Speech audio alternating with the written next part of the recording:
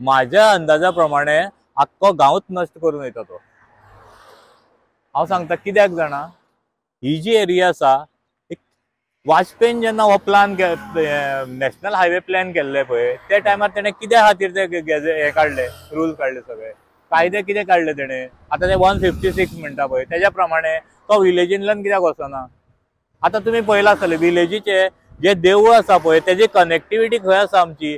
जे सातेरीचें देवूळ आहा पळय, ती देवी आपल्या भावागेर वयता काल्याक वर्सांतल्यान एकदां, आनी तो रथ कितल्या प्राचीन काळांतल्यान ही परंपरा आमची चालू आसा।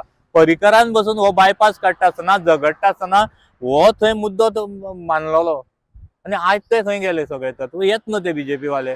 पर्रीकार म्हणले कोण?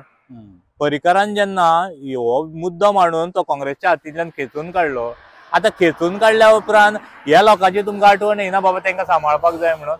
आयज आमी कित्याक झगडटा? आमचे कल्चर राखपा खातीर ते, म्हणजे आमची कनेक्टिविटी। एक देवूळ ते सायडीन नारायण देवळाचो, तो भाव तिजो सातेरचो। सो हे कल्चर आमचे, म्हणजे एक हजारांनी लोक हांगा जमा जाता।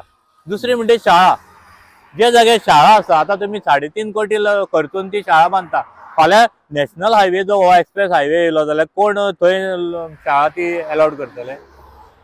वाजपेयीन ऑलरेडी ते नॉर्म्सान घातलेले आसा। जे जाग्यार शाळा आसा, जे जाग्यार देवस्थान आसा, जे जाग्यार हॉलां आसा, कित्याक थंय जर दंगो जालो कितें जाल्यार ते धांवले खंय जळार मेळाक, जाल्यार ते हायवे हे जावंक शकता। त्या खातीर ती हायवे खंय तरी गांवांक बायपास करून वयता, आनी खंय तरी हो जो गांव आसा तो गजबजलेले आसल्या कारणान तो मदल्यान गेल्या उपरांत हांगा कितले तुमी पळयले, हांगा एक वाट डिवायड जातले।